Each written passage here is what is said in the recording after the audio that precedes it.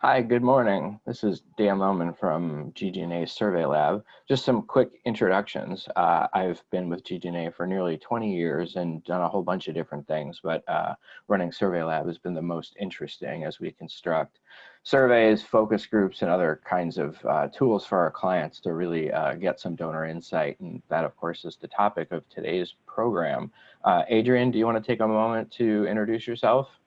Hi, yes, I'm Adrian Salmon, Vice President for GG+A over in the UK. I've been with GG+A for just over 5 years, and I particularly specialize in annual giving, regular giving, and I consult on that with clients here in the EU and over in the US and Canada as well.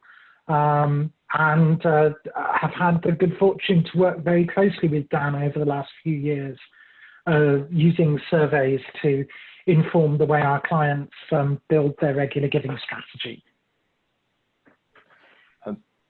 Thanks, Adrian. If you want to go ahead and share your screen. Yeah, I will bring it up. Can you see that, Dan? I can, thank you. Perfect, there we go. Thank you. What we want to do today is take you through some examples from some clients that are in the UK, and they've done some really interesting things that I'll call screen testing. You know, when they come out with movies, they do all these different focus groups, and there's a whole realm that handles that part of the process, and of course it's called screen testing. What this client has done is take survey data and really apply that to their regular giving program without doing a large amount of an expensive amount of kind of A/B testing about what's the most effective strategy in terms of their visual image packaging as well as their text and content as it relates to that. So what you're seeing on your screen is just the distribution of people who responded to this survey, 6,527, and about 4% of them have given £1,000 or more to this organization. Another set of donors is about 20% of the file, and they've given less than £1,000. And then we have non-donors altogether, which is the vast majority. 75% were non-donors, and that brings us to the grand total of that 6,507. And I mentioned this just, it'll help you keep in mind the populations that we're looking at. Adrian, can you go to the next slide, please? One of the questions that we asked in this particular survey is on a 1 to 10 scale, I feel loyal to the college, with 10 being the most loyal, 1 being not loyal at all. You can see the bar chart changes a little bit. About a little over half of respondents, 53%, say that they feel strongly loyal to the college, giving an 8, 9, or 10 out of that 10-point scale. So you can see there's a little bit of a disconnect. That on the previous slide, we saw that there's a relatively small number of donors in this population, and yet the number of non-donors is low. So that juxtaposition, I think, is interesting, because very few people say they have low connection. A lot of people, 89%, say that they have at least a moderate connection. And we view that as a good thing. I mean, obviously, the best thing would be if those numbers were higher, but they're not. And it gives us a baseline for what people are interested in. And most importantly, they've got a fairly large number of people who say that they feel loyal to the college, and yet they're non-donors. So there's a well to draw from. It's not just what we see in the total number of donors. It's this fact that there's this high degree of loyalty. You can see some differences in the lower table, where 69% of the donors of £1,000 or more are also highly loyal, but even among non-donors, it's 50% say that they feel very loyal, and then another 37.5% on top of that say they're at least moderately loyal. Next slide, Adrian.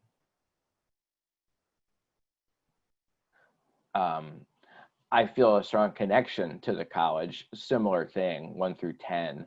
And again, we see that kind of interesting pattern. It's not quite so pronounced in this particular slide, but here a little over 70% say they have at least a moderate or high strong connection to the college. And even here, 26, 27% say that they have a high level of strength toward strength of connection toward the college.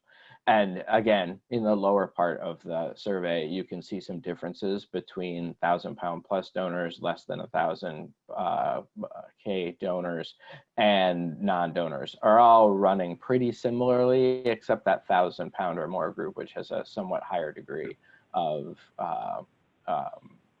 connection to the college. Yeah.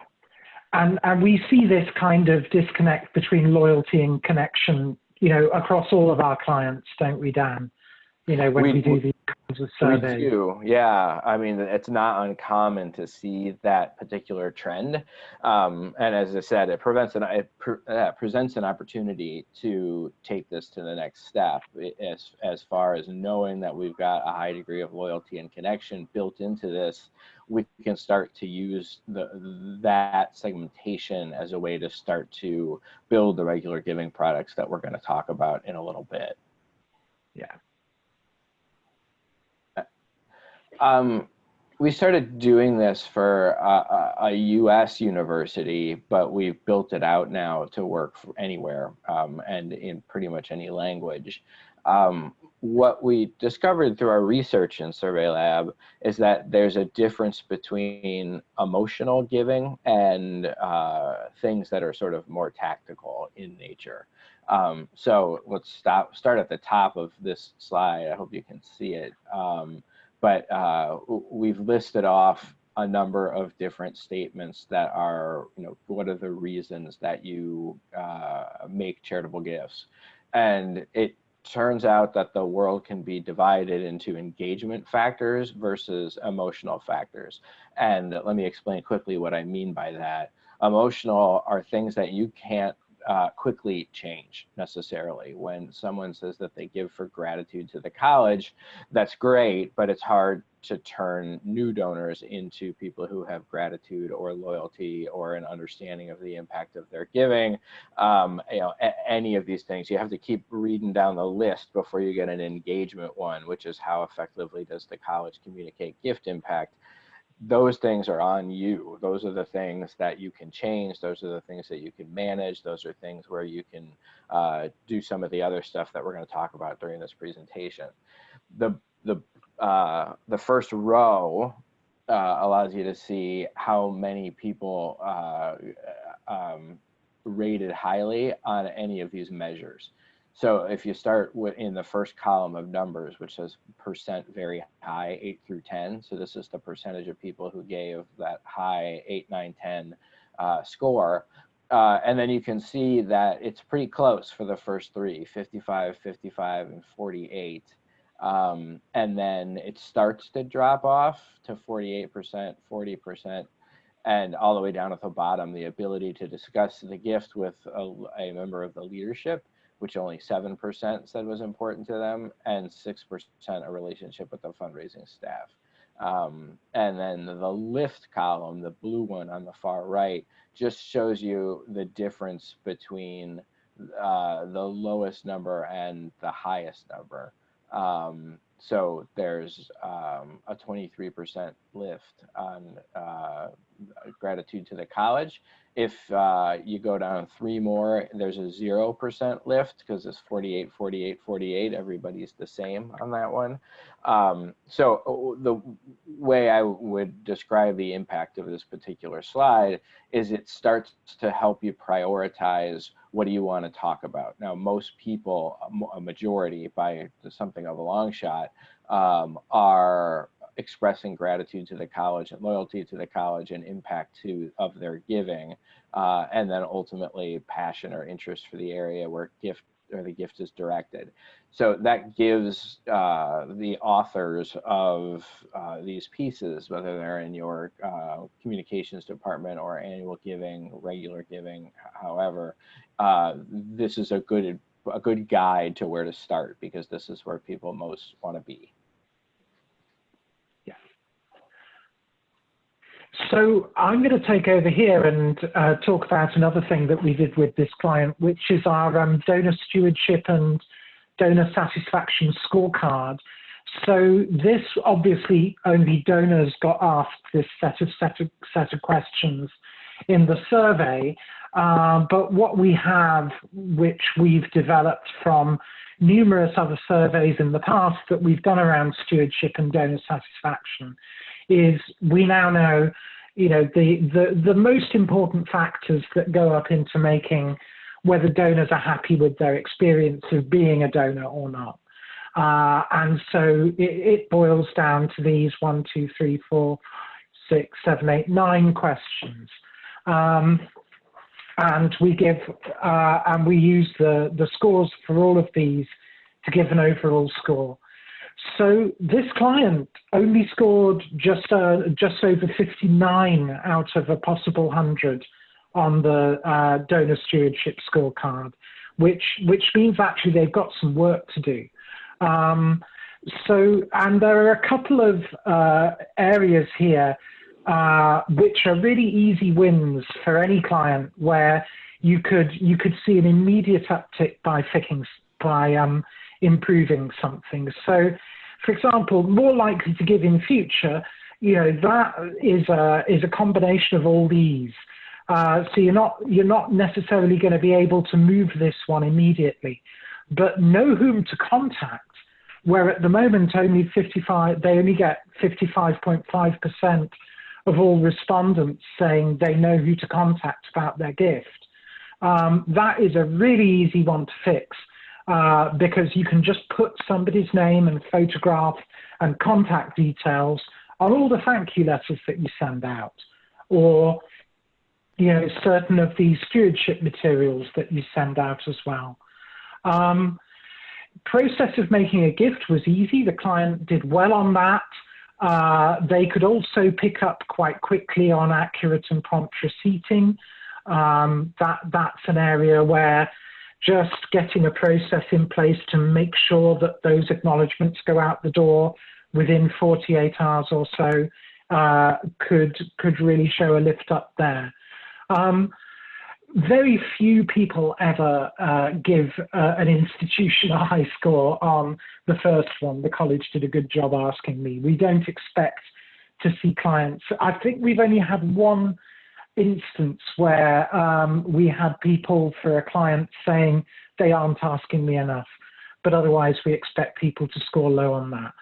But if you're looking for, you know, half dozen to a dozen questions you could ask people to really get a sense of how well you're doing your donor stewardship, these would not be bad questions to ask.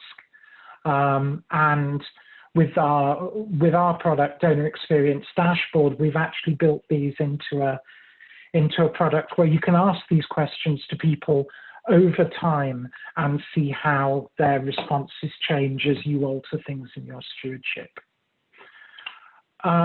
So moving along from there, so we could see, you know, work to be done in the donor stewardship area. Moving along from there, we also asked people a really important question, which is, where do you see the college in terms of your charitable giving priorities? Is it among your first, second, third? Is it your first, second, third, fourth, fifth priority? Or is it not among your top 5? And so what we see here is actually this client has work to do to really get themselves what I would call donor mind share. Only 8% of the sample said that the college was their first charitable giving priority. Slightly more said it was their second or third, but a very large proportion of people, and remember this is just looking at the donors, nearly half the donors said it was not among the top 5. Now, one of the things that we know is if you don't have your institution in the top 3 of, or top 2 of your donors' giving priorities, you're going to find it very hard to get major gifts from those donors. So what we can see on the bottom is that there is a differential between the 1,000+ donors and the less than 1,000 donors. The 1,000+ donors are much more likely to have the college as their first priority, but the less than £1,000 donors really aren't. And so there's some work there to position the college in donors' minds and try and move it up in their priorities for giving. So we asked them about what they saw, those who gave a regular gift, what they saw as the key benefits of making a regular gift. And far and away the top was updates about how my regular gift is making a difference. A third of all donors and nearly 40% of the 1,000+ donors. It beats everything else out by almost 50%. Being thanked by the fundraising team, interestingly, comes in second. Invitations to donor thank you events, third on the list. Giving clubs come right down the bottom. And that was interesting because one of the questions this client was asking was, should we have some kind of giving club? We haven't had them for a while. Should we think about reinstating them for our 1,000+ donors? And this survey chimes in with what we've seen in other surveys that we've done for clients that do have giving clubs, giving societies, you know, particularly those multi-level tiered ones. Donors really don't care that much about them. They are not really anymore an effective way of engaging leadership annual giving level donors. It's the impact that they're interested in above almost everything else. So Dan, I'll hand over to you to talk about the image testing. Thanks, Adrian. And this will just take a minute. Back to that concept of screen testing, of how can we use a sample of constituents to get some data to inform the actual visual pieces that we associate with solicitations. So this client provided us with 5 design elements that they had not yet shared with their community. And we asked people who took the survey to rank these 5 images by how compelling they found them. And you can see we had 5 postcards, solicitations to choose from. The one that came in last, which is on the far right, we consider to be a baseline as a way to start comparing other images to them. So then you can see that the 4th place finisher had a 0.7% lift. So those two are very, very similar in terms of a pretty low interest on the donor side.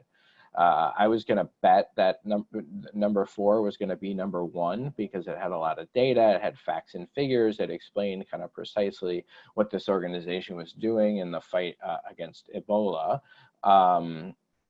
And if you keep going to the left, you find a 2 times lift, a 2.5 times list, and a 5 times list.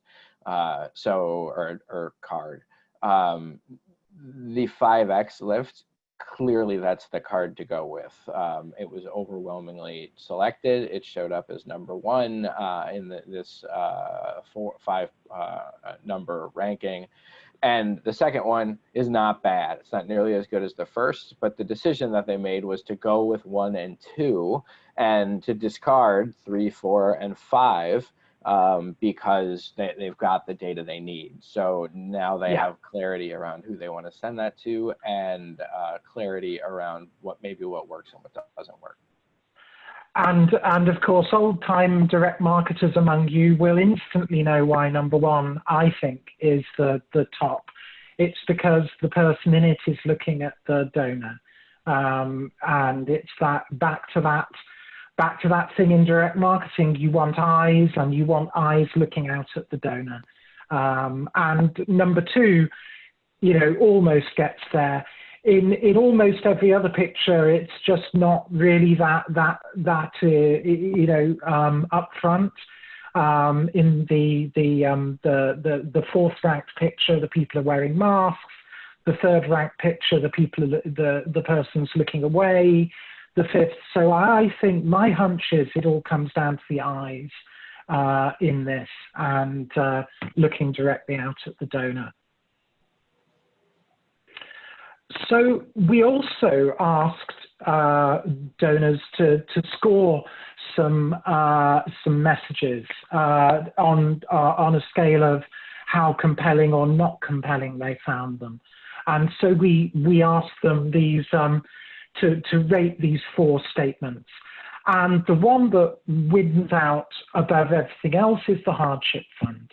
For students coming to college from lower income backgrounds, the hardship fund is a vital safety net. 44% of all the donors. Really interestingly, a big differential with the 1,000+ donors. They really liked this one, almost 2/3 of them. Nostalgia comes next. What do you remember most when you look back to your time at the college? So just over 1/3 of all donors found this very compelling, but nearly half of the 1,000+ donors. And then the one that I think, you know, was a bit of a surprise to us was that your college has always been home to some of the world's brightest minds comes in last, and is really not so compelling. But if they had to go with 2, it would be going with a hardship fund and a nostalgia focus to the communications.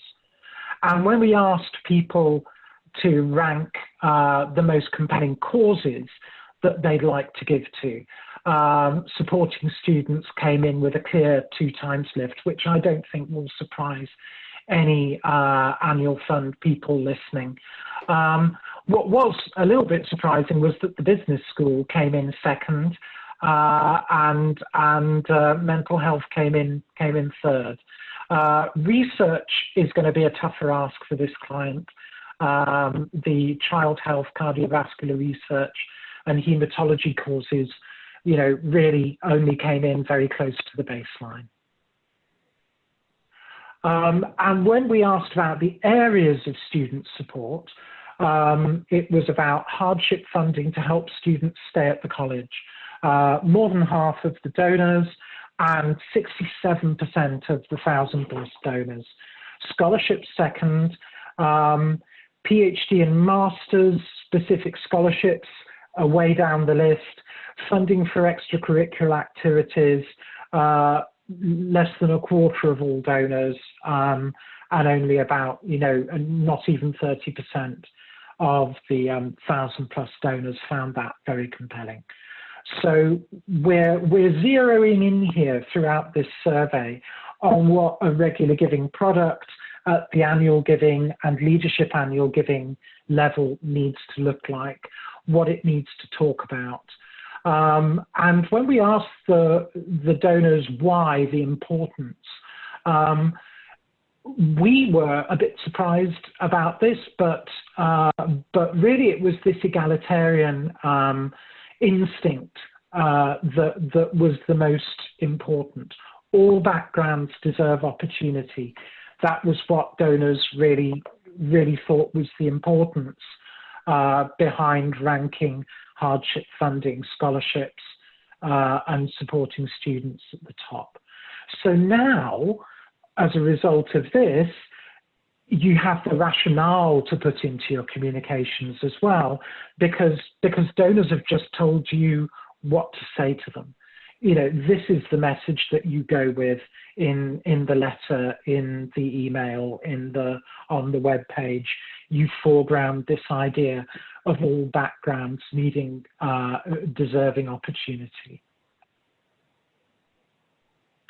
And so when we asked them what types of students they felt they would most like to support. And some interesting things here as well.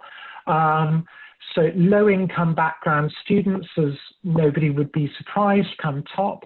But then students who've spent time in care and refugee students score highly here, and first in family to attend university students. So we have all of them, scoring high, and particularly among the 1,000+ donors. So another really useful thing is coming out of this is that there's not a huge disparity between what most of the donors are saying and what the 1,000+ donors are saying. So you don't have to drastically change the approach of your leadership annual giving products from the approach of your more general regular giving product. You just need to amplify certain elements of it even more to tie in with the things that 1,000+ donors are really responding to. That's really encouraging news, I think, to be able to show a client to say, look, you can develop your regular giving program and your products in a continuum that just builds on for the higher level donors. Then you get a bit of a disjunct when interest in future communications from the college. So that's what they want to be asked for money for, and these are what they think are the compelling causes, and you can see research is rating low here. But when you come to what they want to hear about from the college, it's research discoveries coming top and profiles of notable people collected to the college. So just a reminder that, donors are complicated. They have one set of things that they feel are really important to give to, another set of things that they feel are really important that they want to hear about. They just don't see them as such a compelling cause for their philanthropic support. So we thought that was very interesting. So armed with all of this, we ran workshops with our clients to help them unpack these survey results and inform the creative briefs that they were already developing for their regular giving products. As you can imagine, we made a couple of changes to what those products were going to focus on, to the key messages. And I'm happy to say that I believe that the subsequent promotion of these products has been really successful for our clients. And I hope you found it interesting, seeing, the kinds of questions that you can ask and, get answers back very quickly when you want to make sure that your regular giving is focusing on the right areas for your donors.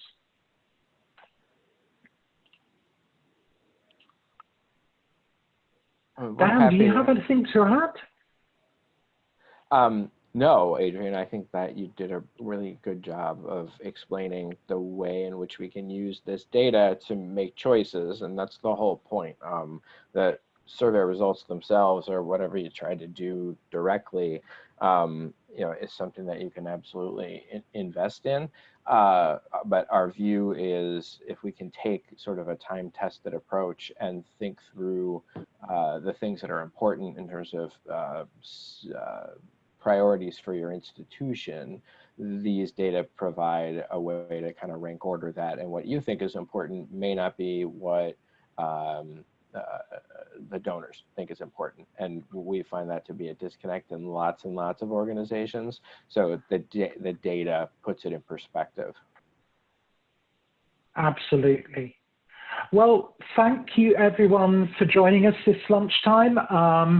If you've, I see we've got a couple of questions in the Q&A, and we'll be taking those and coming back to you and answering them in a blog post. So keep an eye out for that on our website over the next week or so. And thank you for coming, and thank you for listening. I hope it's been useful.